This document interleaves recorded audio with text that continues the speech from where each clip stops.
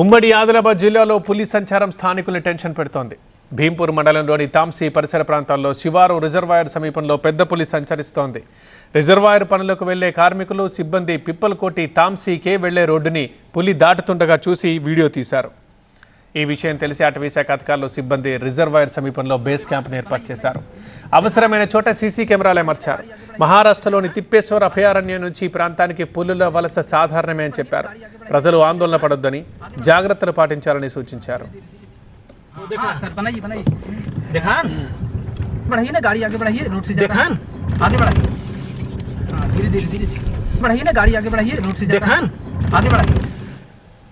మనం చూస్తున్నాం పులిని.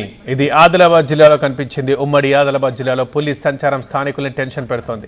భీంపూర్ మండలంలోని తాంసీ పరిసర ప్రాంతాల్లో శివారు రిజర్వాయర్ సమీపంలో పెద్ద పులి సంచరిస్తోంది. రిజర్వాయర్ పనులకు వెళ్లే కార్మికులు, సిబ్బంది పిప్పలకొట్టి తాంసీకి వెళ్లే రోడ్డుని పులి దాటుతుండగా వీడియో తీశారు. దీంతో భయపడుతున్నారు. కానీ ఇక అధికారులు ప్రజలు ఆందోళన పడొద్దని, జాగ్రత్తలు పాటించాలని సూచించారు. धीरे धीरे धीरे